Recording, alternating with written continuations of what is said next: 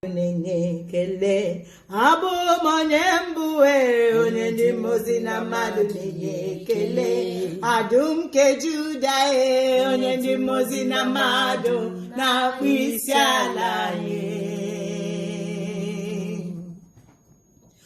onyendi mozina madu kele oku neri ajae onyendi mozina madu kele echeto biesike onyendi mozina madu na kwisiala hawiti so hawiti so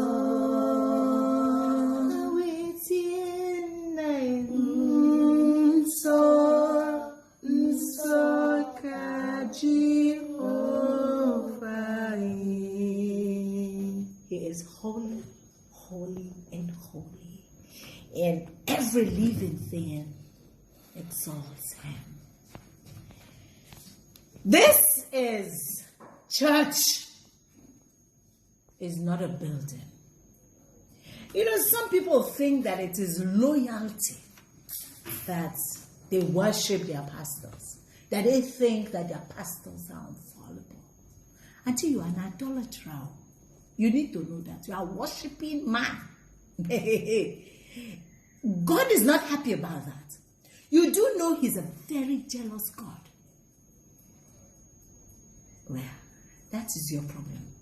My business here on this conversation is to let you know who you are to Christ and God. Who you are. What you are sent forth as. Why it's important that you stop being the way that you are right now. Playing on yourself. Do not say I did not say. Oh. You know, you people, some people just underestimate. Oh, I almost forgot. I want to do a big shout out. I know you said you wanted to stay anonymous, and truly I'm going to keep this very anonymous, but I just want you to know that I had a great time yesterday listening to you share your experience and for giving me the honor and privilege to pray with you. I'm happy. Thank you very much.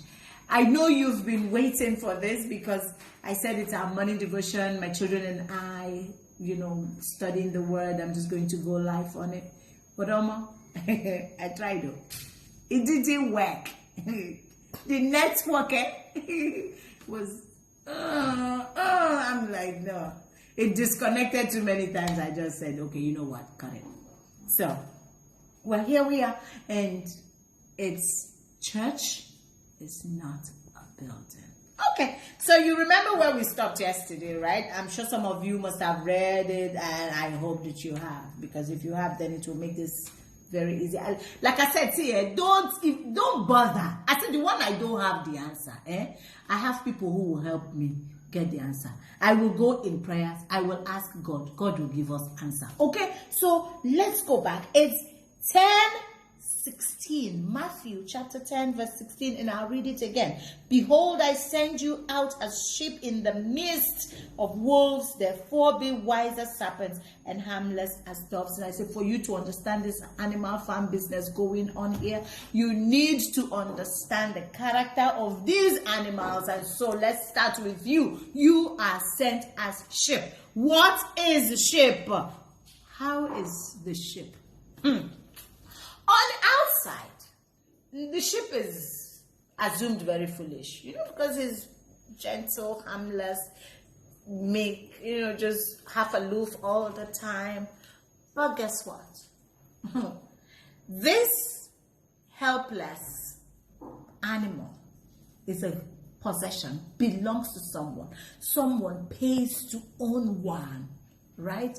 And so this animal also has the natural tendencies of very cordial. He knows how to build friendship because he's able to identify. That's how intelligent he is. No foolish person can identify the voice of his friend or her friend. But this animal that is assumed foolish is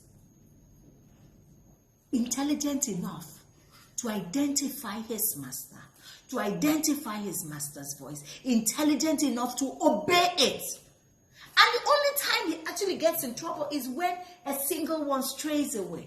So it's difficult for you to see a sheep stray away. But even when one goes, the owner goes to look for it because it is a great possession. It is counted as wealth. You doubt me?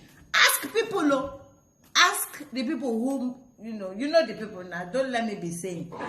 Ask them. Even in your village, ask the people who own these animals, who run animal husbandries and stuff. Ask them. They will tell you. Okay. Now, the good thing about this assumed stupid animal is the fact that his sensories are so small. Man has 5 million. His own is smaller. But when he's faced with a problem, they all come together to provide support for one another. That's why it's difficult for the wires to just catch a sheep anyhow, right? He's productive the whole year round. But let's look at this wolf.